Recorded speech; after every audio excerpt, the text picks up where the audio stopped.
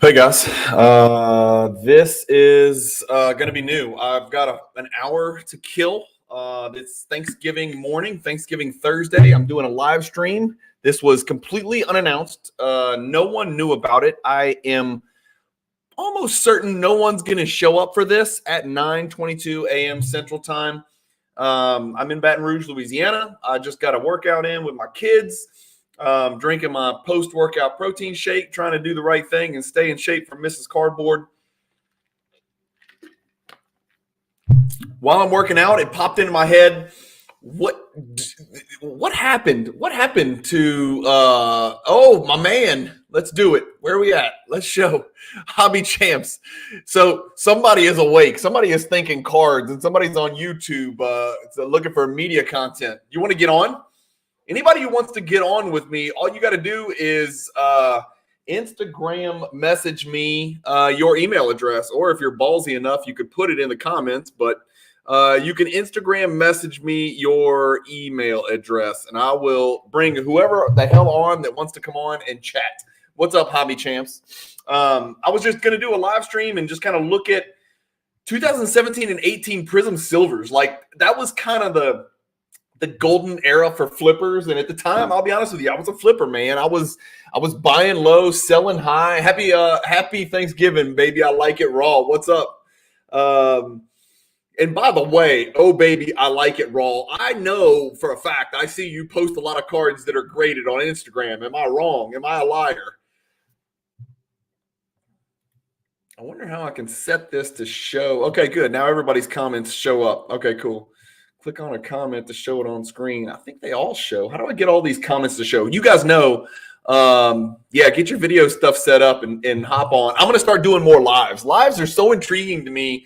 I didn't know if I had enough of a viewer base to do it. I kind of want to get all of these comments to show, but click on a comment to show it on screen. I want every single comment to show up, but I don't know how to do that. I guess I got to click on, yeah, you caught the graded bug like me. I caught that graded bug in like 2003 when I was a freaking law student with no money, ripping LeBron and Wade and Carmelo and Bosch and TJ Ford cards out of Topps Chrome. I was like, grading? What the hell is this grading? They didn't have this when I was a kid.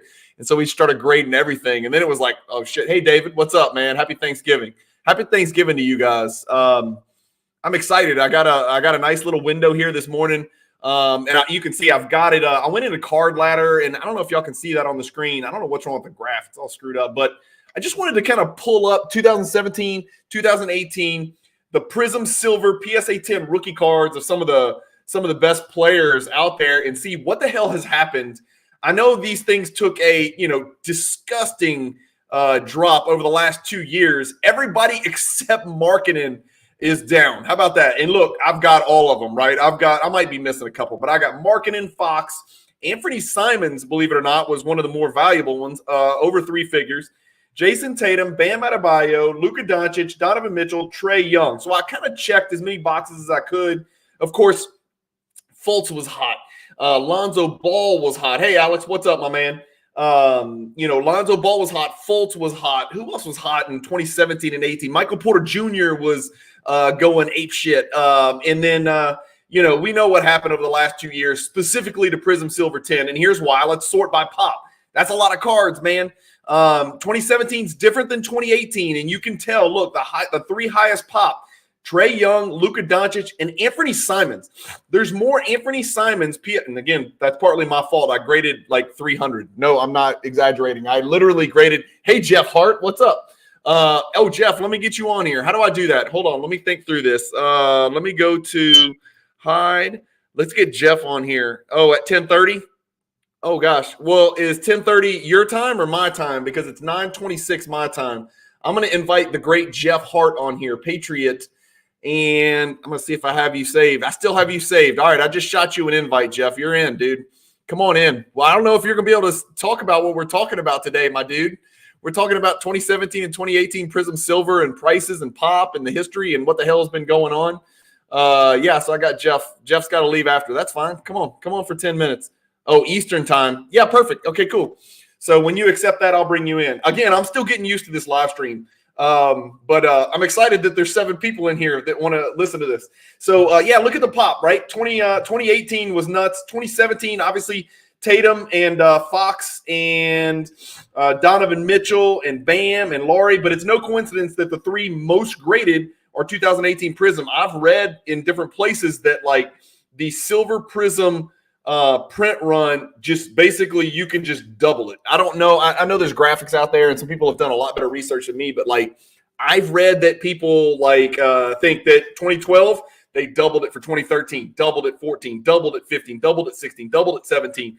And so that's why, we are where we are today, where Anthony Edwards has, 1,000, every X number of 1,000 Prizm Silver PSA 10s. In fact, let's look, because Anthony Edwards is probably a good one, but he's only 2020. Let me log in and see what Ant Edwards Silver Prizm PSA 10s are. Edwards. By the way, there is no rhyme or reason to any of this. It's as spontaneous as it gets. I'm doing it as we talk here for a second. Let's see. Anthony Edwards has 1,386 Prizm Silver PSA 10s, and over the last year, he's down 14%. He's the reason I started thinking about this is I was like, I want to buy some Anthony Edwards. And then I was like, in 2018 or 19, I would have just bought a hell of a lot of silver. I would have graded them, I'd have gemmed about 65 to 75%. And then I would have, sat on some and then flipped some for profit. Well, those days are over. You can't really do that anymore because Prizm Silver is the new Prizm base, in my opinion. Is there still a place for it? Yeah, I think there is still a place for it. Going back here, like looking at the let's get off the 2 years because that's disgusting. Let's look at the last year percentage change. Got 3 guys whose cards are up. Bam Adebayo's Prizm Silver PSA 10 is up 20% over the last year. Larry Markkinen is up 30% over the last year. De'Aaron Fox is up 31.49% over the last year. There's Jeff. Come on, Jeff. Come on in. What's up, dude? What's going on? Happy Thanksgiving. How are you? Doing good. What's the last card you bought? I bought, it's pretty much what you'd expect from me. I bought a 57 Topps signed Ed McCauley. Now, let me ask you a question. His name was Easy Ed McCauley. Yeah. Okay. I don't know the story behind him, but that's obviously part of a set chase. You're not an Ed McCauley super collector. No. I'm doing the all-time Celtics set autograph. Okay. So who's how many of the guys, all-time Celtics? Yeah. So explain. Just 57? No. Just think about all the retired numbers of the Celtics and then maybe a few others. That there's a registry set that is called All-Time Celtics. Oh wow! And this is a parallel version of that, of vintage aftermarket signed cards. So you have Heinsohn, you have Russell, Kuzi, Casey Jones, Sam Jones, Larry Bird, Robert Parrish. Dude, the list is how many Celtics are on the list? If we started naming all the Celtics that were Hall of Famers, the list would be voluminous. Yeah. If you started naming all the relevant Celtics, it would be preposterous. Are you talking Antoine Walker and no, not those guys? No, there's probably about 30 players. So PSA set registry put the list of all-time Celtics together, but you're taking it a step further and getting PSA DNA autograph copies. Yep. How many cards, would you say, Jeff, and we're getting way off topic, but this is cool as hell to me. It's not what I do. It's way outside my lane. But how many cards have you ever sent to players and asked them to sign them for you? 0. So You're literally buying them aftermarket. Okay. Because I know there's people out there. Look, I won't say who did it because I think it's probably his deal. And he didn't tell me to keep it private. But yesterday, I'm going through this cross-country collection, right? So every day, all I'm doing is grabbing a new box of stuff. Well, somebody watched my video where, I pulled out a bunch of 86 Fleer, and I said, look, all these commons, the commons that I look at that I'm not going to send to PSA for grading, they're for sale if there's any raw set collectors out there. And somebody messaged me, and they were like, I'll take them. And I was like, well, I don't even know what they're worth. Let's figure it out. He's like, $4 a common. And I was like, take them. I looked at them. There's no 10s. And I was honest with him. I said, Jeff, I told the guy, I was like, look, if I had to guess, I would say every one of them is a 6, 7, 8, or 9. And I'm not going to get into pictures. I'm not sending you. I'll send you a video, but I'm not doing pictures. There's just no way I'm doing all that. And so he bought them all. I think it was 153 commons. And I said, just out of curiosity, why are you buying a bunch of raw commons in like sort of near mint condition, you know, sight unseen kind of? Yeah. And it was great for me because I turned it into, you know, about $800. And it was great for him because he told me he's bought game used memorabilia for all of these players in the 1986 Fleer set. He's somehow sending these cards to the players to get autographed, right? So he's doing what I asked if you did, which you didn't. Yeah. So he's doing that. And then he's putting a little piece of their game used memorabilia in the top right corner of the Beckett slab. They'll slab it in there. Okay. And so he showed me a couple of examples. So it's like an in-person sign. He showed me an in-person sign, Patrick Ewing, in a Beckett slab. And in the top right corner is a little piece of Patrick Ewing's game used, you know, certified authentic game used jersey. I was like, that's really freaking cool. So I've never heard of that before. He's doing it on Jeff. He's doing it on a massive scale. He's buying like thousands and thousands. And I was like, who's going to want – he must be trying to put the set together. And I know some of these guys are deceased, right? Because I know 86 Fleer, I think there's a couple guys that are deceased. Mm-hmm. And by the time he finishes, there'll probably be a couple more, you know, unfortunately. But I was like, that's fascinating. And when he sent me the picture of the card, I was like, oh, my God, that is really, really cool looking. It was like a 3-color Ewing jersey patch just in the square where it would normally say what the autograph grade is. Mm-hmm. It was really cool. Wow. Pretty neat. Yeah. What's the any modern stuff, Jeff? Any modern stuff? For those of you who don't know, I've had Jeff on the channel before. Jeff is a vintage guru. Jeff helped me put together. I mean, he put together a presentation. I just was a sidekick up in Rosemont for the National. That was really fun, by the way. We had a good turnout for that on 86 Fleer. Jeff, what's the most recent modern card you've bought? I would say a Paul Pierce. The insert Lucky 13. Yep. So I bought one of those his rookie year. I think a PSA 9 or something like that. That has to be a $33 card. You're probably pretty much. Maybe 30. Yeah, maybe like 36. Okay, 36. You know how I shipping, right? You know how I know that is because I was digging through these boxes for this collection, right? And I was pulling out Allen Iverson Lucky 13. Nash Lucky 13, Ray Allen Lucky 13, or whatever. And I don't quote me on that. I know Iverson had one, a couple other ones had one, and I was shocked. There was very, very, very little value for those cards unless it was a PSA 10, and even then, it wasn't like what I thought it would be. It was almost less valuable than the base rookie PSA 10. Is that crazy? Yeah, the couple that I came across that do have some good value are Dirk and Kobe. Well, Kobe for sure. Yeah. Kobe for sure. Yeah. What else is going on? Anything else going on? I'm looking at 2017 and 18. You own a 2017 or 2018 Prizm Silver basketball card. I own base, but not silver. Okay. What do you own base? Did you set collect those? Not the full set. No, just the main stars. So like, I think I have like a Donovan Mitchell from that year. I have Alonzo Ball, believe it or not.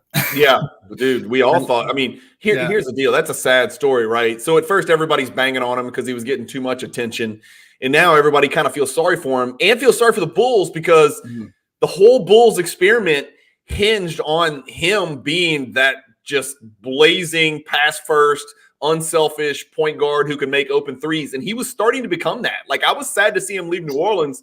And I was like, dude, this guy's going to lead the NBA in assists at Chicago when they had Vujicic, they had, DeRozan, they had Levine. Yeah. None of those guys work without Lonzo Ball because right now, basically, I mean, Kobe White's playing point guard, but Kobe White's a 2-guard, man. He's a shooting guard being forced to play point guard, and Zach LaVine handles the ball a lot. If Lonzo Ball was there, he makes all those guys so much better. Their efficiency goes way through the roof.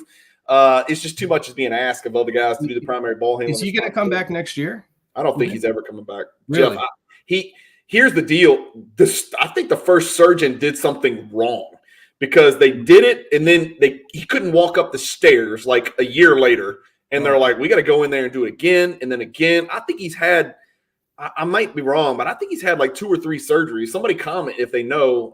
But I think he's had like 2 or 3 surgeries, Jeff. I worry about the kid. I think his career is over. And again, he's rich and that's great and all that. But shit, man, that kid was born to play basketball from a basketball family. He was a great basketball player. And, you know, I know his dad's a clown. His dad's a clown. I mean, he is what he is. But he behaved himself and he was like a consummate pro and, you know, he did everything right. And he was really turned into a really good player. He's better than average defender and a really good pass first point guard. It's just a shame. His cards are absolutely worthless. Like, I didn't even include him in here. Like, he's with Fultz. Like, their cards, I think his silver PSA 10, Jeff, is like $25, dude. I bet you that thing was selling for $300 or $400 at one point. In fact, that's a great trivia question. Watch this. I what do you think the high was, Jeff? I'll say $500. It's $25.74 on average. The last one sold for $26. What do you say the high was? I'll say 500. Man, I don't want to guess. I think it was more than that, Jeff. Yeah. I might be wrong. You know what? I might be wrong because in 2021 he was injured, and that's when everything went apeshit. Oh, Jeff. 650. Somebody paid $650 and now it's worth $26. It is down 93% over from all time. The first one sold for $393.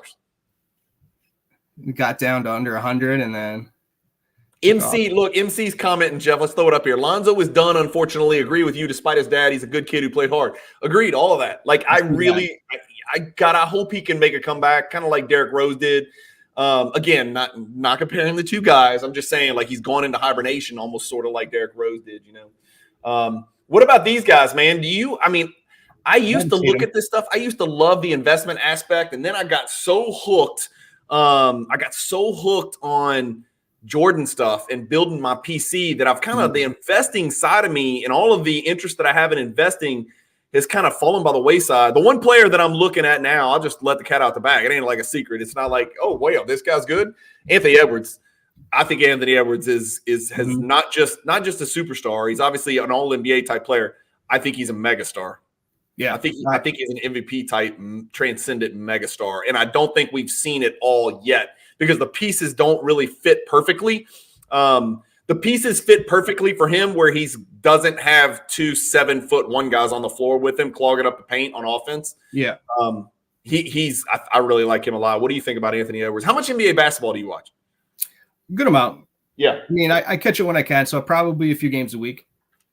Try to catch the Celtics games and then maybe a couple other national. Are you a Celtics fan? Yep.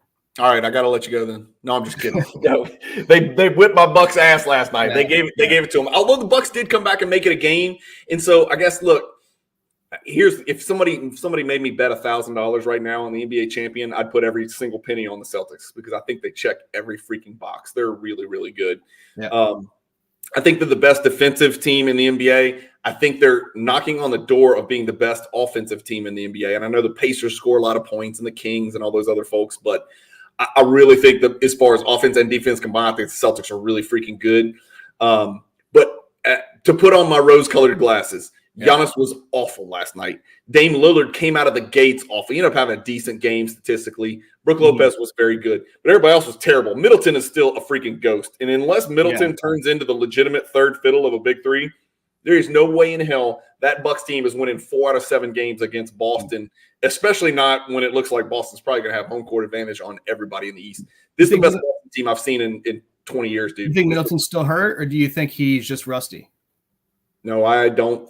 Middleton is a freaking orange pylon. He can't guard anyone. Like I know everybody, when other people watch the game, they're watching the offense. Like I'm specifically watching Middleton for 2 reasons. Number one, he's the player that matters the most on the Bucks as to whether they can get over the hump. Assuming Giannis and Lillard do what they do, they synergize, and they're still in the peak of their career. All that stuff's great. Middleton has to be Middleton. He has to be the legitimate third scoring option, second scoring option late in fourth quarters, and he's not. But the issue with Middleton, so I'm watching Middleton because he's on my fantasy team. So I'm trying to figure out whether to even keep the damn guy on my fantasy roster, so I'm watching him all the time. But I'm watching him on the defensive end, and he used to be considered a good two-way player. They were like, is he the best two-way wing or is it Kawhi? And I'm like, what? He can't guard, dude. He can't guard anybody. He's got no explosion whatsoever. What's up, Rush? How are you? Happy Turkey Day. Celtics. I mean, dude, people are like the Nuggets and the Celtics. No, the Celtics at full strength, the Celtics are a damn problem. And I know they got rid of two really good defenders. They got rid of Brogdon. They got rid of Robert Williams. You know, they got rid of Marcus Smart. Drew Holiday actually trying to play offense, and you'll learn this because I had to watch this for a few years with the Bucks. The best chance for the Celtics to lose is if Drew Holiday tries to play offense.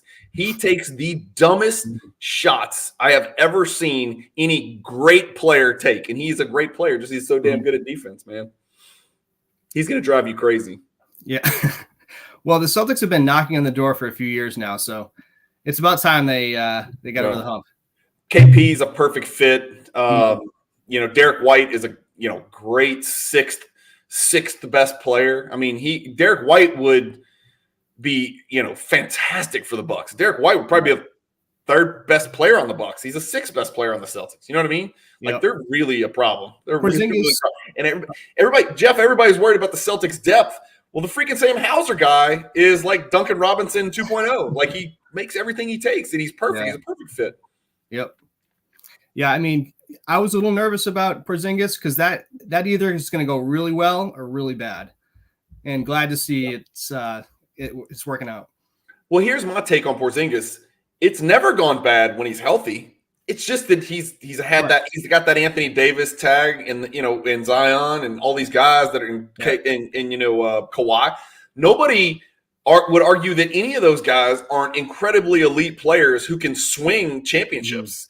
But the issue with them is like, why are they so prone to injury? And KP's look, he's had a good run here. I mean, he had an awesome season with Washington last year. He put up crazy numbers with Washington in a situation where they probably didn't even want him to play. Like they probably wanted to shut him down and lose more games last year. But I don't know. What's the best Celtics team you've ever seen? This is an easy question. Unless you're 80. You're not 80, are you? No, but okay. Well, then you didn't see Russell. It's certainly not the '90s Celtics. So I would say probably '86 Celtics. That '86 Celtics team was special, man. If you go back and look at the numbers, I think were they not 41-1 at home? I think you're right. I think it was 41-1. Let that sink in. All the young folks are like 41-1. What the hell is that? 41-1, and that was in an era where they probably played the Sixers and some of these other juggernauts in the East. I mean, '86 Detroit was on the up. The Sixers were loaded. The Hawks with Neek and those folks were loaded. You had the Cavs were really damn good in the late '80s, and they're 41-1. And you got to remember there wasn't as many teams, so they were playing those teams a lot, like probably 5 or 6 times a season. So that's pretty impressive to be 41-1 at home. Yeah, that was a great team, man. I guess they had 5 Hall of Famers that year. Yeah. Or was it 6? They had Walton too. Dennis Johnson, Walton, Bird, Parrish, McHale. That's 5. Ainge? He's not a Hall of Famer. Who? Ainge, Danny Ainge. No, Ainge's not a Hall of Famer. ML Carr is definitely not a Hall of Famer. No. I think it might just be those, but like that's pretty nasty right there. That's pretty nasty right there. Hey Brian, it's been awesome, but I gotta awesome. Take off. Thank you for having me. Yeah, Jeff. Thanks to everybody. We'll get you back on the channel again because I don't know anything about vintage, and we need to talk more about it and give vintage its props. So we'll get you on again. I promise. All right, sounds good. All right, brother. Have a good Thanksgiving. All right, here we are. All right, so let's get back to this 2017-2018 Prizm. We got 26 people watching, so at least somebody cares. I'm going to try to stay a little more focused here. So over the last year, this is only 2017-2018 rookie silver Prizm PSA 10. De'Aaron Fox is outperforming the rest with Lauri Markkanen close behind. Bam Adebayo, his cards got super, super low right there, as you can see, and it's still only $100 for a silver PSA 10. That's an all-NBA, player. Again, centers have that bias or whatever. Tatum's actually down 27%, and that's not that high of a pop. I've got it highlighted there. 831, that's not a crazy high pop number for silver Prizm PSA 10s. 2253 is. What do you guys think about this? Jason Tatum is 809 for a silver Prizm PSA 10. approximately. Luka Doncic is 1,300, and the pop is almost 3x. So that means Luka needs to be 6 times the player Tatum is. I don't know, man. I think Tatum's got a chance at MVP because his team's going to be so good. Anytime you're the best player on the best team in the NBA, you've got a chance to win MVP. It never fails. If you're the best player on the best team, you're at least in the conversation, and Tatum is going to be in the conversation, which is fine with me because he's on my fantasy basketball team. Donovan Mitchell's missed a couple games lately. His silver prisms are only $190. That seems really, really cheap. 4 for 1, Jason Tatum and Donovan Mitchell. That seems really cheap. Man, Donovan Mitchell, $190 for it. Wait, is that right? Damn, no wonder he's down 42%. How about Trae Young, $160? Trae Young, by the way, top 5 in the league in scoring, top 5 in the league in assists, down 60% over just the last year. Over the last 2 years, I know this is going to be even worse. Let's look at the last 3 months. That's what I thought.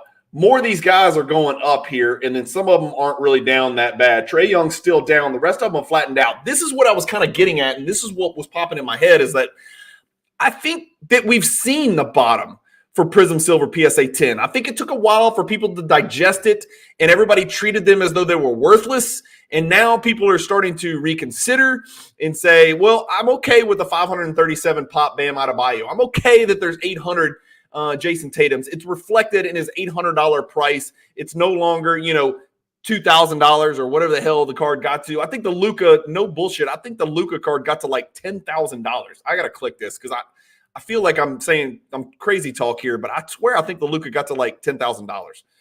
The Luka highest price got to $9,000. That was a $9,000 card at pop 2,253. Like, that's bananas, right? That doesn't make any sense at all.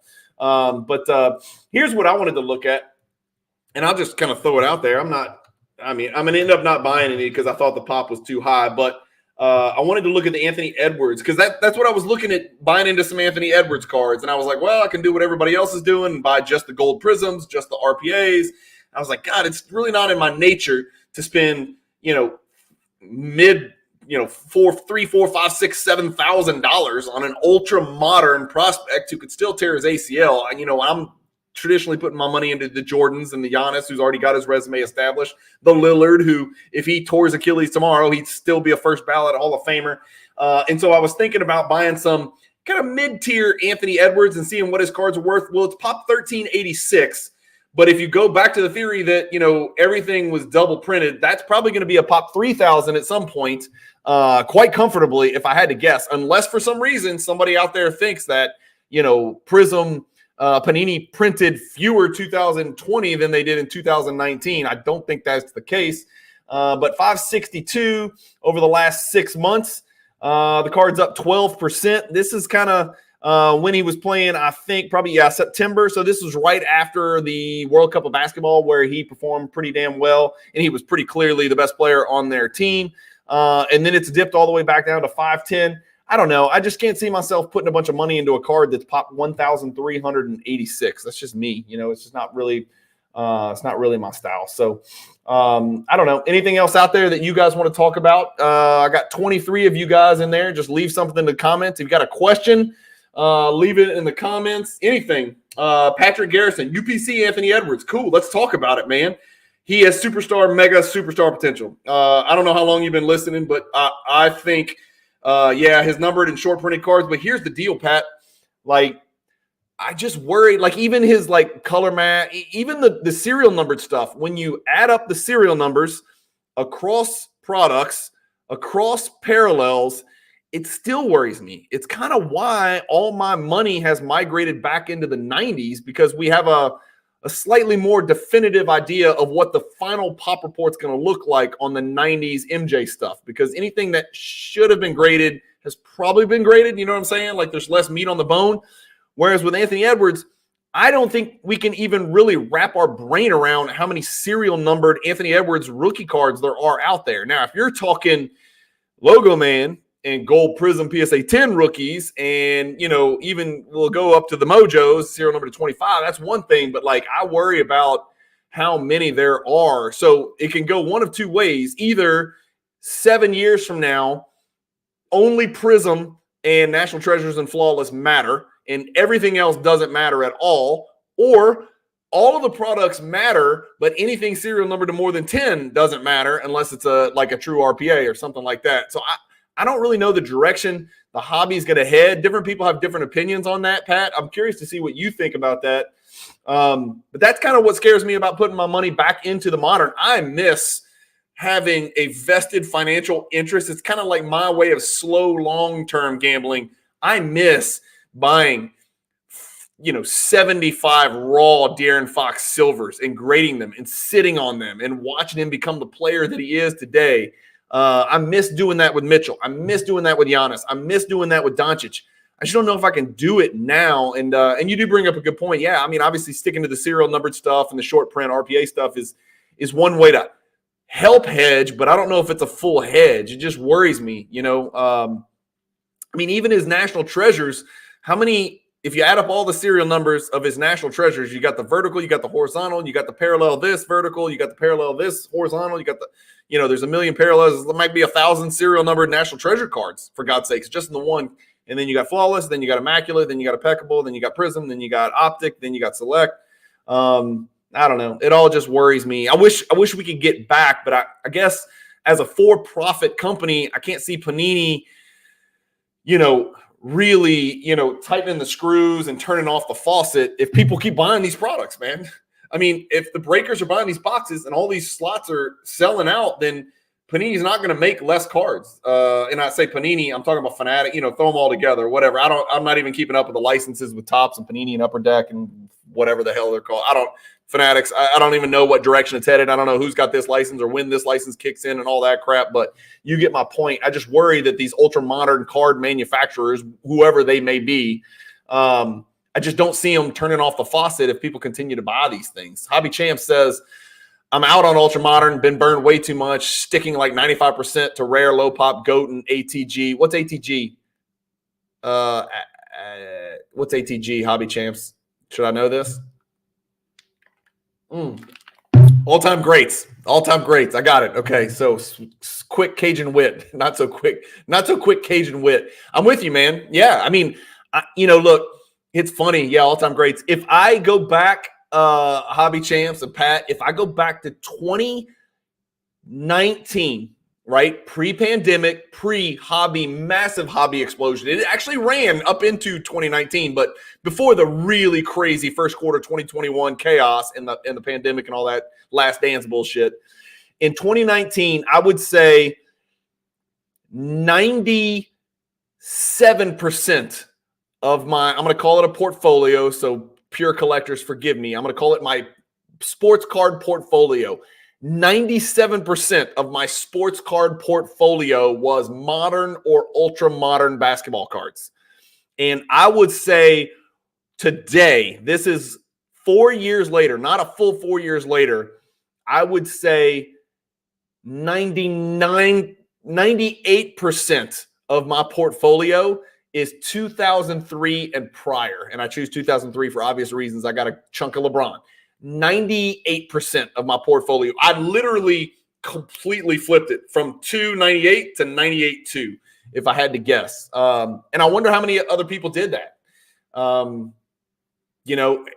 And it's not a perfect hedge against risk. I mean, I could have buried my money in the backyard from an investor perspective. Again, I could have bought Bitcoin. I could have bought stock. I could have invested in bonds. I could have invested in real estate. And nothing has been safe over the last, year and a half, 2 years since the economy's kind of flipped on us. But I don't know. I just thought that was a safer way to continue doing what I love to do, which is buy and sell basketball cards and collect basketball cards. And it's been a blast, man. It's been a blast. So anyway, all right, we're about to wrap it up. It's been about 34 minutes. Did I even talk about 2017-18? Anyway, I guess the ultimate conclusion that I wanted to come to on this 2017-2018 Silver Prizm PSA 10 is don't poop on these cards. They have a purpose. Even cards that are pop 2,253, they have a saturation point. I'm not saying 1,300 is the bottom for Luka, right? I've got it pulled up on the screen. A pop 2,253 Luka card is $1,300. You can go look and compare that card to like a Jordan Famous Nicknames PSA 10, which is like, significantly lower pop. I don't know. I just think there was, I agree. Hobby Champs says, I'm noticing an overcorrection on older low pop rookie cards. Yeah, I don't know. An overcorrection meaning they're coming back. Yeah. Do you know if PWCC has an option that allows collectors to trade vault to vault? I can transfer ownership of any card in my PWCC vault in 30 seconds. I do it all the time. So I've got a buddy here in Baton Rouge who collects, and when I have a card that he's ready to buy, he pays me PayPal or brings me a check or hands me cash, which is preferred. And I just do what's called, Pat, if you go into your vault and you check the box on the card, you do what's called an ownership transfer. Let me see if I can let me get off screen share. You're just gonna have to trust me. If you pick whatever card you want in your vault and you want to move it to anybody else, all you got to do is do ownership transfer. And I don't think there's a fee at all. I don't remember ever paying a fee to just do an ownership transfer in the vault. It's like an internal deal they do, and they keep track of it. MC, thanks, Brian. Interesting topic. I haven't thought about it in forever. That's my point. Like, I was lifting weights and I was like, God damn, Anthony Edwards is good. Man, he is really good. Like, I really think he's going to pop. What can I do? What can I buy? And I was like, in 2018 or 19 or 20, I would have bought a silver Prizm, 1 or 2 or 3 or 17 or 100 like I did, or 300 like I did with Anthony Simons. But those days are over, so I'm not going to go about 30 Anthony Edwards silver Prizms. But you got to make a decision. Do you want 10 Anthony Edwards silver Prizms for $5,000, or do you want like a second-year Anthony Edwards gold Prizm PSA 10 for $5,000? Those are the kind of decisions we got to make. And I just thought about it today when I was working out. I was like, I'm going to go in the office and do a live stream. I got to get better at live streams. If I announce these, it would probably be a lot more entertaining and educational and helpful, and we could have tons of people on. I'm not good at it. Like, most of the stuff I do is spontaneous, so I don't have a lot of prep time because my schedule with my wife and kids and soccer practices and my work schedule, I might have a lot of closings. I'm a real estate attorney, so I may have 3 closings at schedule in a day. I might have none. I used to have 8 or none. Now I have like 1 or none because real estate slowed down so much. But yeah, they're way too low, which is great for buyers. Yeah. So Hobby Champs, you're saying like what all-time greats high pop rookie cards are way too low? Are you talking like Paul Pierce, Nowitzki, Vince Carter, Kobe Topps PSA 10s, LeBron Topps PSA 10s, Topps Chrome PSA 10s? What do we think about LeBron Topps Chrome PSA 10s? I've got a horrific, bloody, disgusting story about my my investment in my lump investment in 2003 Topps Chrome 111 LeBron PSA 10s. I took an absolute bloodbath. By far, without any hesitation, my most negative investment is since I've been in the hobby, and I'm 49 years old. And I've done some dumb shit, or just swing and a miss. I missed on Chris Dunn. I missed on Dennis Smith Jr. I've hit on more than I've missed. I will say that. I will beat the drum on that. But I've done some dumb shit out there. Kevin Porter Jr. I've got a stack of about 300 slabbed Kevin Porter Jr. rookie cards right over here about 15 feet away. I don't know what the hell to do with those things. I'm sitting here praying to God he becomes the MVP of the Chinese league or goes to Iceland and tears it up or something. But getting back to the LeBron, look at the LeBron Topps Chrome. It's still going down over the last 6 months, down 20%. Over the last year, down 27%. Over the last 2 years, God have mercy, down 63%. The only thing that gives me some solace is that I sold, I think I had like 30 of these stupid things or 25 of them or something stupid. I did a video on it. Y'all can go look at it.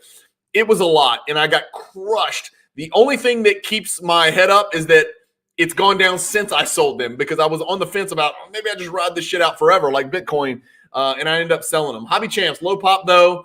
Most people seem to be ignoring low pop on those types of great players. Yeah, so you're not talking about the LeBrons. You're not talking about the Kobe paper. You're talking about the significantly more rare stuff. Yeah, I'm with you.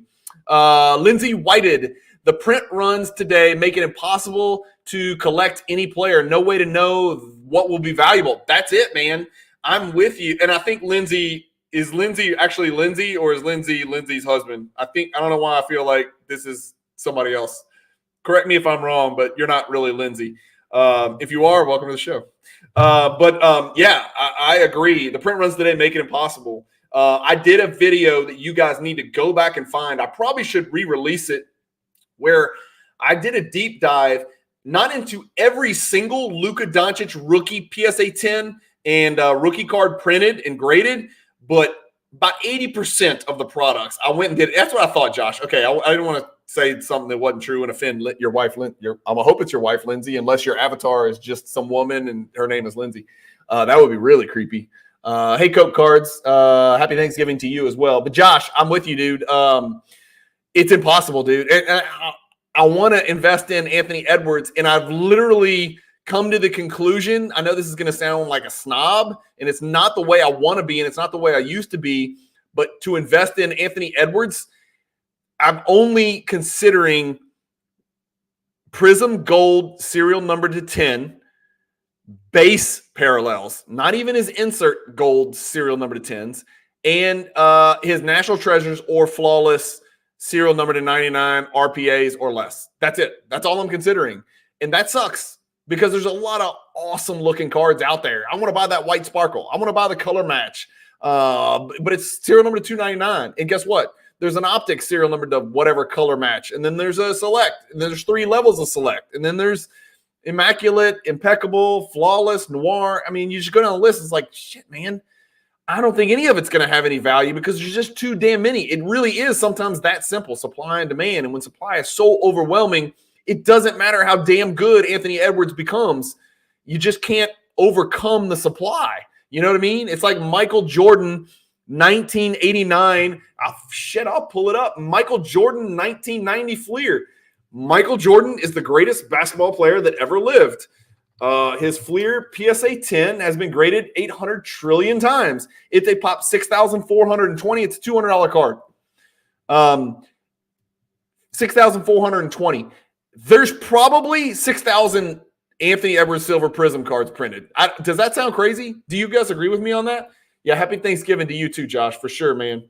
Thanks for popping in. Hey, Brian, you're hooked? Okay, good. Well, you got the best name in the world. It's Brian with a Y, the way God intended it, the greatest spelling of the name Brian of all time.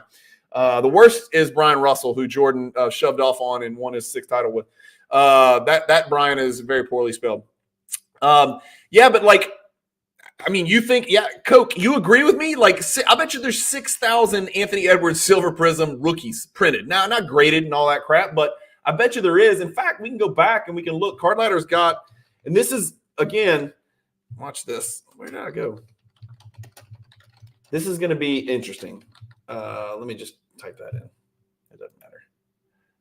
Raw. No, don't go to raw. Why'd I go to raw? That was stupid. Watch this. I'm going to hit this. Okay, so if we got that many 10s, okay, well, there's been 190 graded by Beckett. Okay, so there's already been 4,400 graded. That means I'm going to go out on a limb and say there's 8,000, maybe 10,000 Anthony Edwards Silver Prizms. Is that fair? 10,000 Anthony Edwards Silver Prizms. Does that sound crazy? If 4,400 have already been graded in 3 years, you keep in mind the people who haven't graded it. You keep in mind the ones that are sitting in boxes. How much of the product, what percentage of the product of 2020 Prizm has even been open, for God's sakes? So who knows how many thousands of Anthony Edwards are still sitting in those boxes? I don't know. I think the hobby is just in a period of information gathering, and I didn't think it was going to take this long. The first recognition from the hobby was base Prizm is too highly printed, right? The hobby's like, get out of your base. Get out of these base ASAP. The pop reports are about to explode. PSA held everybody's cards for 12 months, and then they shit the bed. And everybody in the world got back their Prizm base PSA 10 rookie cards of fill-in-the-blank prospect and couldn't sell them quick enough to avoid the nosedive in the prices. What does that mean? Oh, you're starting to collect mediocre price Jordans? Let me know when you find some mediocre price Jordans. No, I'm just kidding. And I would, by the way, if anybody wants to talk about Jordans, I am always open to discussing Jordans on any live stream that I ever do. And again, I got about 5 more minutes, and then I got to bounce. I got to go home and help Miss Cajun get everything ready for dinner. I can't cook to save my life. I can eat, but I can't cook to save my life. But I got to clean the house up because we got relatives coming over. And so I am on husband duty at some point. So I don't know, man. Yeah, the first recognition was base too many. The next recognition, then everybody's like, well, just collect the serial numbered and you'll be fine. And then they're like, well, shit, if you add up all the serial numbers, that's still 50,000 Luka Doncic rookie cards, maybe 100,000 serial numbered Luka Doncic rookie cards. That's too many. And then it was like, okay, well, what if we only what about just silver? And then, of course, there was like, oh, shit, silver, there's definitely way too many. And then after silver, it was like, well, only collect the RPAs. And then it was only the National Treasure RPAs. And then it was like, well, you can collect the color match and low serial numbered Prizm stuff, like color match, blue, serial number 299, Luka Doncic rookie cards. Okay, because there's only 299. And now that's not okay either. You've got to actually go buy a damn gold Luka Doncic rookie card, serial number 10. Here's what I want to look at. I want to look at the Luka Doncic Prizm blue 299 PSA 10. Oh, that's interesting. What did I do wrong? Did I spell something wrong? Blue? Yeah, I screwed it up with the. No, that's fast break. It's blue ice. Bam. Look at that card. That's a card, and I said I was calling it 299. Red's 299. I'm sorry. I've been out of the ultra modern too long. Yes, I am very quite excited, Mr. Brian. But the 2018 Luka serial number to 199, which is a pop 39 in PSA 10. There ain't that many out there, and it is as perfect a color match as you could possibly find. The card has gone from $56,000 down to $13,000. That's enough to make people leave the hobby forever and never look back and come back into it. And that's a 76% loss. That's so much worse than common stock or Bitcoin or any of that crap. 76% loss on an absolutely awesome card where someone is actually trying to hedge the risk. They're actually doing the right thing. They're avoiding the silver. They're avoiding the base. They're avoiding the high pop cards. They've bought a pop 39 Luka Doncic. And by the way, it ain't like this guy right here hasn't gotten first team All-NBA every damn year over and over. He is transcendent. He is going to be one of the 15 greatest players that has ever played the sport of basketball. And I don't care if he ever wins a title. He is. He just is. I mean, and not everybody wins a title. It's a lot more competitive nowadays. Not like it used to be where one alpha can win 4, 5, 6 with Kobe and Jordan and LeBron. That shit's over. It ain't happening again. It's going to be Jokic is probably one and done. He's probably one and done. I'm not saying he is. He's probably one and done. So Stadium Club members only inserts of Jordan and others from the 90s are vastly undervalued, including your favorite. No shit. Josh, you didn't just hit the nail on the head. You knocked the nail through the board into my brain. Members only cards of Jordan, especially the inserts from the 90s, are crazy rare. Crazy rare. Go look at the pop reports. Let's do it. Let's see what we can pull up. Let's see if we can pull something up on here. God, I should do more of these live streams because it's perfect for me because I am in no way, shape, or form organized at all. Let's just do this and see what comes up. Members only Jordan PSA. Bean Team's probably not a good one. Let's get a little more obscure, Josh. Let's get crazy obscure. Is that all I'm going to pull up? That's all I'm going to be able to pull up. All right, let's pull up the members. There you go. That's the regular. Where's the Bean Team? There we go. 67. There's 67 of them. Over the last 2 years, down 37%. But this card's actually down. We need to go buy this, Josh. Let's go buy this together. I'll go halfsies with you. Same here, hence typos.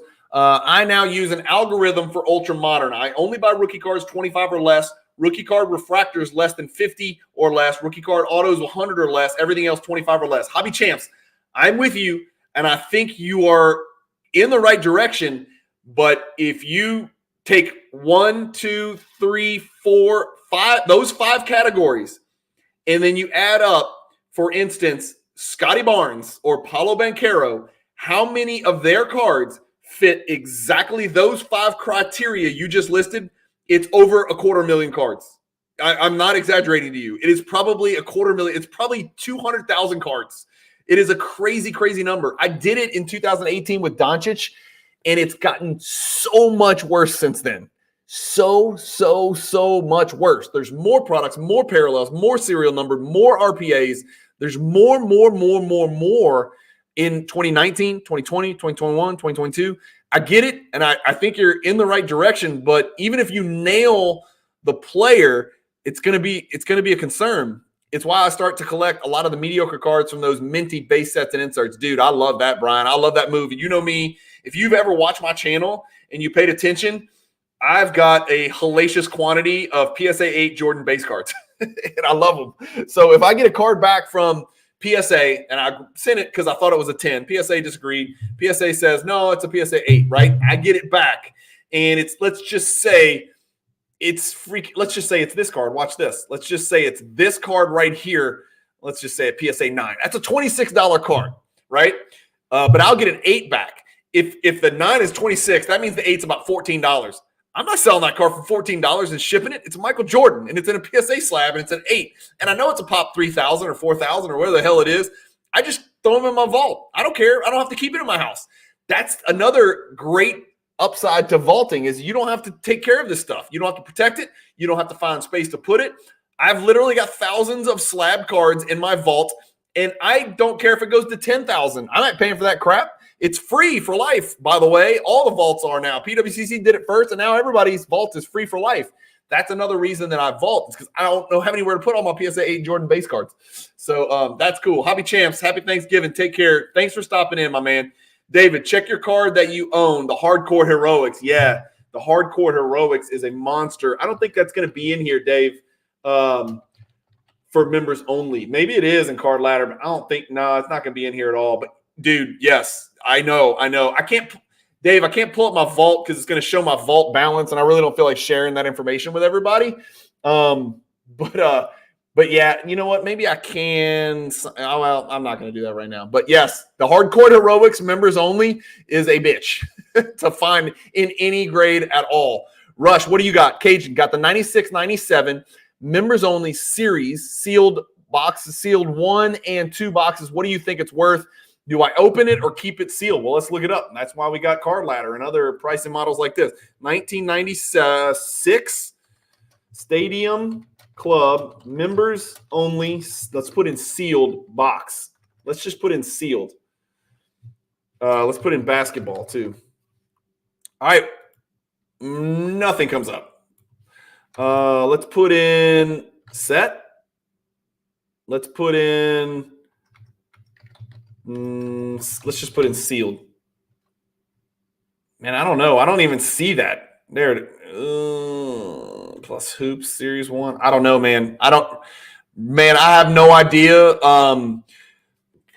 Generally speaking, Rush, me, as you have seen, if you've been watching my cross-country collection videos where I dig for gold, I open everything, man. I open it all because it's just too fun. And if you find a Jordan that's a PSA 10, it's worth more than the whole sealed set. So I can't stand the thought of possibly selling a sealed set to someone who can open that set up, grade a Jordan, get a PSA 10, and it's a Jordan I don't have, and it's worth magnitudes more than the sealed raw set itself. So my answer to you is I break the shit out of that.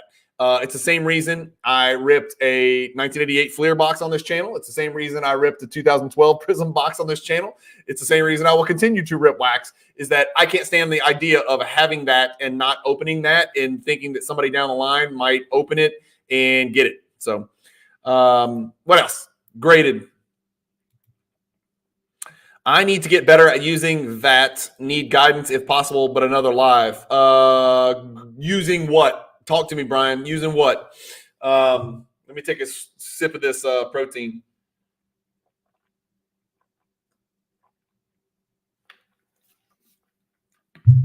By the way, if y'all are listening, do me a favor and hit the like button. I don't know if going live helps the channel grow or whatever. And I've told you guys this a million times. Like, I am definitely not chasing clicks. I'm chasing engagement. I'm chasing knowledge. I'm chasing using this channel as an outlet. So I do have selfish motives, right? This helps me learn. I research, I learn more about cards. I share it with others. Again, it's never going to be teacher, student ever. There's no way, because I am very, very well aware and have a great perspective on where I fit in this hobby when it comes to hobby knowledge. Even in the thing that I care the most about, which is Michael Jordan cards, I am a freaking minnow amongst whales. So you have got my word. I'm never chasing clicks. If I wanted more clicks, I would say stupid shit about other people, because that is how you get clicks. You call somebody a name. You call somebody out for cheating or shilling or scamming or not paying. You call out a grading company for a scam. You create a conspiracy theory, or you talk about football, baseball, hockey, all the other crap. I don't. I just talk about the shit that I care about. And so you have got my pledge. You are never going to catch me trying to inorganically grow this channel by chasing clicks. Do I have a Jordan Hardcourt Heroics members only Jordan? Yes, I do. Let me pull it up, and then I can create a shareable link. Let me see. Hardcourt Heroics Jordan. I'll show you what I got here, Holmes. So what I can do is pull this up. Oh, here, I can just show you this. Yeah, I can share that because it's only showing you the – boom, that's what I got. So I've got a 97 Stadium Club Hardcourt Heroics PSA 10.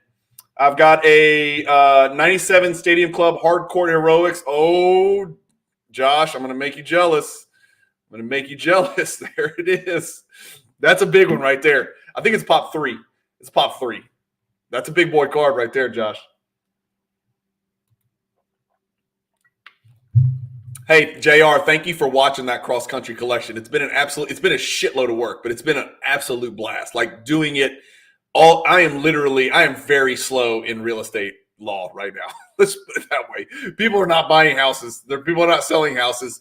They're not even borrowing money. They can't refinance because rates are too high. So I'm doing a shitload of box opening, PSA submissions, selling, buying, all that stuff. Happy Thanksgiving to you, Card Vibe. Thanks for jumping on, man. I appreciate you coming and watching and taking some time on Thanksgiving morning. I found this and hooked you up. Talk to me.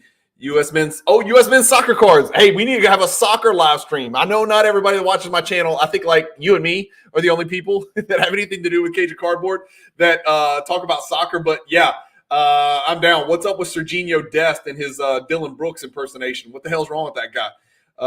What else? Fanatic scandal. Hobby shielding drama. Is the hobby dead?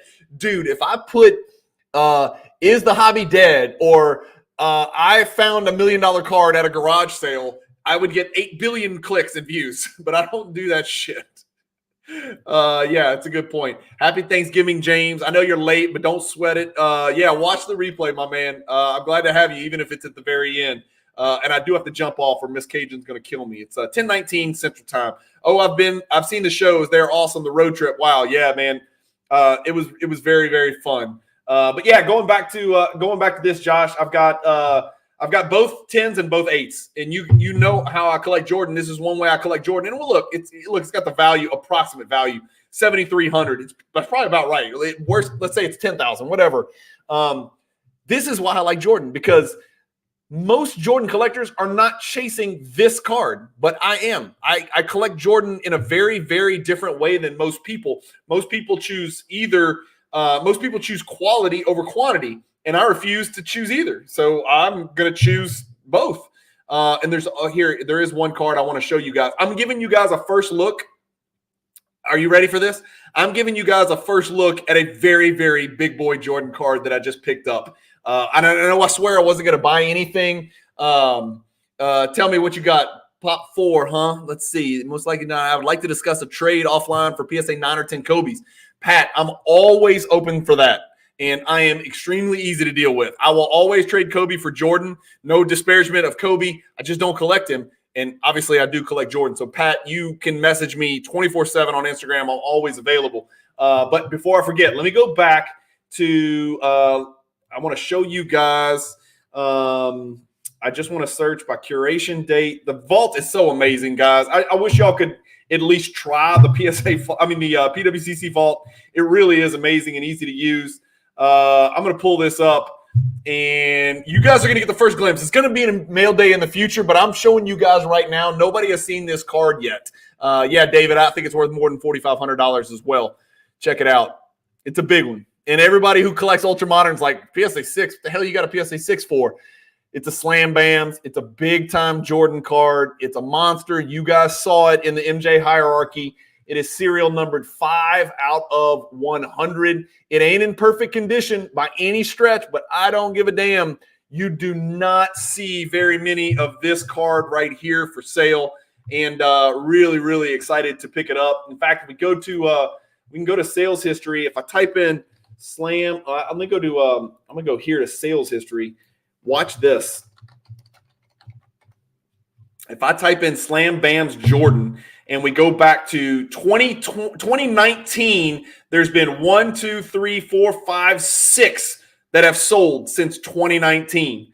6 that have sold since 2019. And yeah, you can look at this. Some of these are big-ass cards. And again, as your grade goes up, BGS 9, PSA 9, you get to about 60,000. I assure you I did not pay that for the card. I paid for the card now, but I got a very good price on the card, and that's what the card looks like. So sharing it with you guys for the first time, super, super excited to add a big card like that. It doesn't happen too often anymore because I'm so hyper-focused on this cross-country collection and churning and burning and trying to turn this into some new investment money. Cajun, please let the new viewers know they can still get a few more posters. Man, Rush, I can't tell you how terrible I am at selling stuff. I am horrible. I've been on here the whole time. I haven't sold PWCC, link this, link that, buying and selling. Again, if you guys like the way I share stuff on PWCC, you can, and by the way, you can see, I got no secrets here, guys. You can see all my saved stuff. I've got this wheel up here. Like, I forget that I'm, like, most people don't like to share their shit, but like, this is how I do giveaways. Obviously Card Ladder is a save. Impact is my sharing, which gets me to with PWCC. They pay me to send buyers and sellers to PWCC/fanatics. Patreon was my IT guy set that up and said, look, if you ever want to switch over to a subscription Patreon thing, you can do that. I never did it. I haven't done it yet. Hollinger's PER, NBA real plus minus, estimated plus minus, the Raptor rating for NBA players, Basketball Monster because I'm a fantasy basketball fiend and I can't get enough. Anchor is a way for me to publish my YouTube videos onto Apple, Spotify, and all that stuff. I just don't do it because I'm lazy. I probably should, but I just don't do it because I'm lazy. And plus, so much of my stuff is visual that I just haven't screwed with the audio platforms. And then vMix is my software where I create the solo videos. I'm on StreamYard now, so anytime I have a guest or I do a live stream, I do it on StreamYard. But if I'm flying solo, which is 99% of the time, but I'm trying to get better at that, I use vMix. So I don't have any secrets. Those are my saved tabs up there at the top. But Rush, yes, if you want to buy a Cajun Cardboard hierarchy poster, and let me pull it up again. Let me go to here. Let me go to Gmail. I've got it saved in one of these Gmail folders. MJ hierarchy here. This is it. Okay, now we're back. There it is. That's what the poster looks like, and you can see it's like all the some of the greatest Jordans within certain parameters, right? It doesn't have everything, but the Slam Bams that I just showed you, there it is, guys. That is a Tier 1 Michael Jordan basketball card, serial number to 100. It's a big dog right there. So happy to have that one. Looking at the Tier 1s, that's the kind of cards that I'm trying to push into. It's really, really tough. But yes, I bought 1,000 posters. So I bought enough posters for years and years of selling. I think I've sold a little over 300 of them. It is $75, and don't get scared. It's $75 for one of these posters and $10 for each additional. Most people have bought, well, the average is 3.2. The average consumer on my poster has bought 3.2 because it's more cost effective. And I don't care if you guys buy 30. I just can't ship 30 in one tube. I can only ship 6. But you can buy as many as you want and go sell them somewhere else if you want to. I'm selling them basically for $10 each, but it's cost $45 to $55 to ship it to the lower 48 domestic USA. And so essentially I'm shipping it FedEx priority overnight just to make sure it gets there safe and sound. Out of 320 something I've shipped, only 2 have gotten damaged. I trust FedEx priority overnight. If you buy it on a Monday, I ship it on a Monday, you get it Tuesday morning. So if you say, I want a poster today, well, it's Thanksgiving, so it's all screwed up. But if you Monday say, I want a poster, and you PayPal me, it's Brian@CypressTitle.com. It's my work email address, BRYAN@CypressTitle.com. If you PayPal me $75, I ship you a poster FedEx priority overnight. You get it.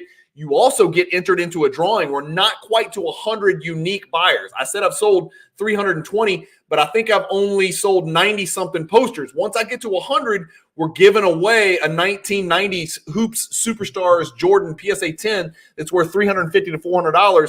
All 100 buyers in that first 100 that buy the poster have a 1% chance. 1 out of 100 is a 1% chance. Even the Cajun could do that math to win that card. Going back, this is the other right here. This is the back. This is the best part about the poster is it never loads. Hold on. Come on.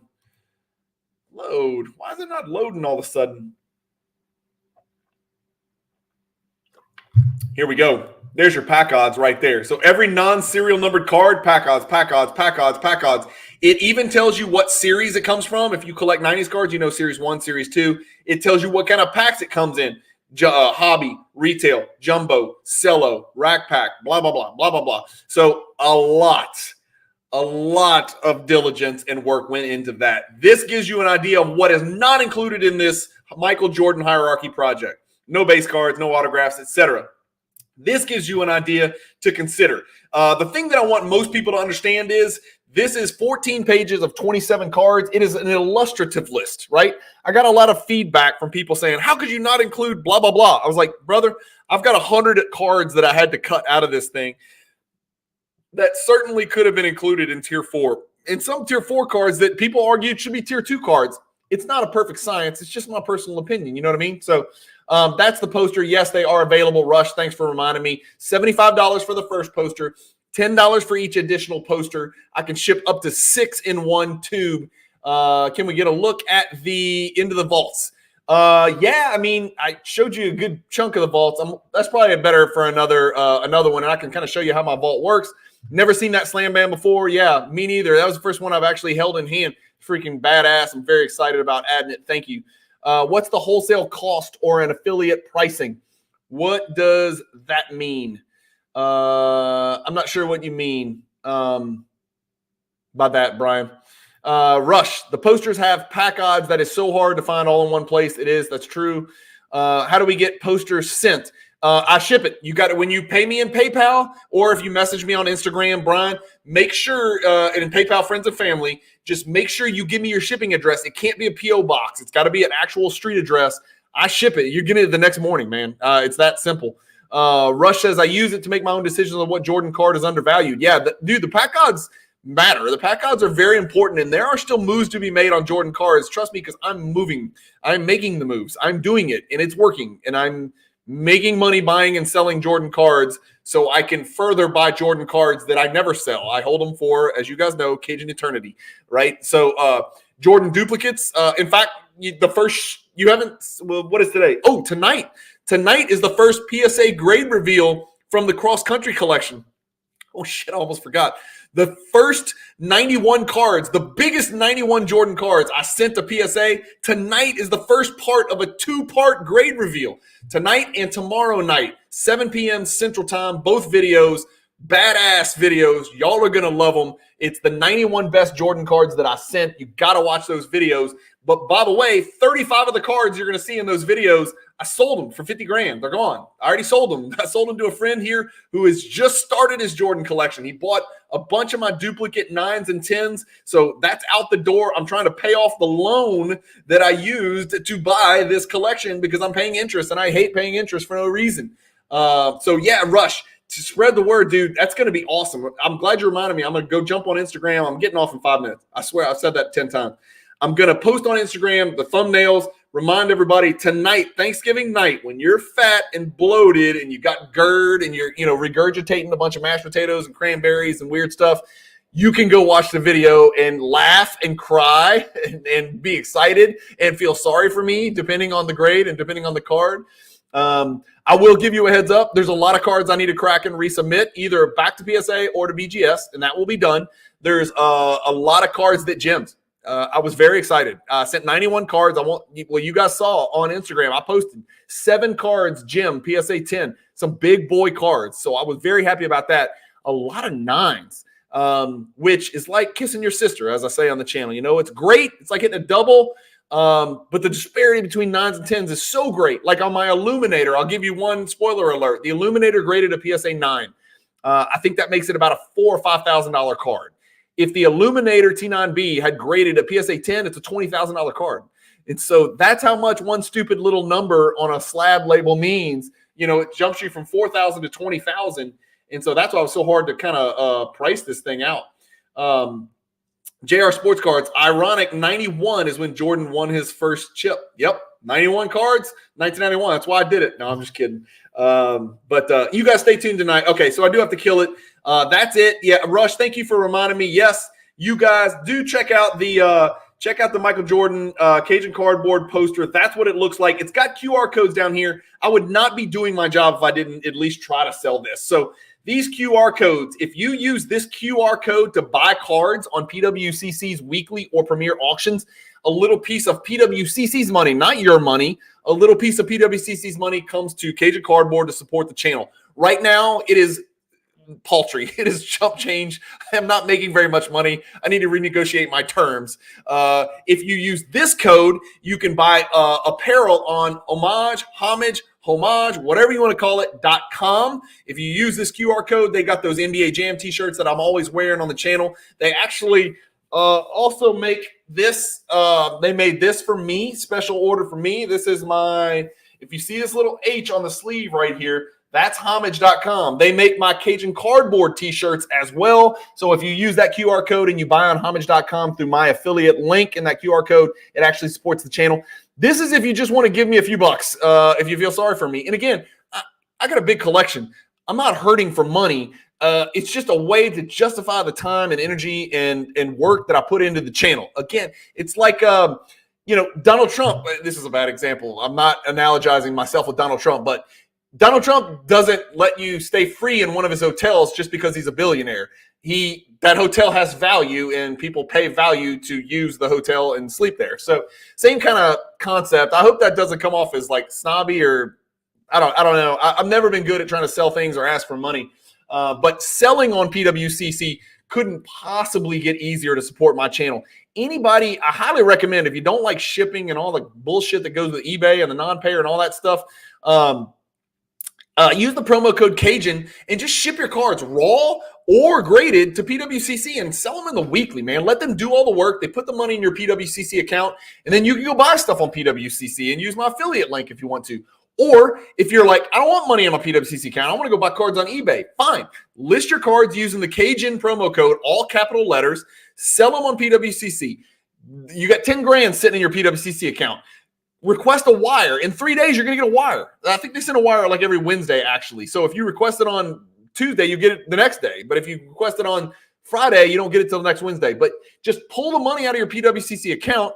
It goes into your checking account at your house. You can put it in PayPal. You can use your checking account. And now you're buying anywhere you want. My Slabs, eBay, Golden, Heritage, Robert Edwards, do whatever. So those are really the 4 ways that you can support the channel. Sell on PWCC with the promo code. Buy on PWCC. Buy homage.com t-shirts. And I feel horrible. I'm not getting any traction with this, but they have great stuff, especially around Christmas time. Go buy somebody a present. And then just the simple PayPal donation, which I just never mention it. I used to mention it a lot at the beginning, and people were actually paying almost like a monthly subscription fee. I don't charge a subscription fee, and I don't have advertisements. So that was really kind of my pitch, is that I don't use Patreon. I don't have private videos. I don't have special clubs. It's everybody, and I want everybody because I want engagement. So those are the 4 ways you can support the channel. That's it. I got to kill it now. What else? Thanks, Brian. Thank you. If you got any questions, hit me on Instagram. You got a Cajun Cardboard t-shirt. It is super soft and comfy. And every shirt you buy from homage.com feels just like this, Rush. The second you pull it out of the box, it feels like you've had it for 10 years, which is awesome. That's kind of what we're looking for. So thank you guys, as always, for watching. I hope y'all have a blessed, fantastic Thanksgiving with your family. I know I am. I'm looking forward to it. I haven't eaten this morning. All I've had is this disgusting protein powder post-workout.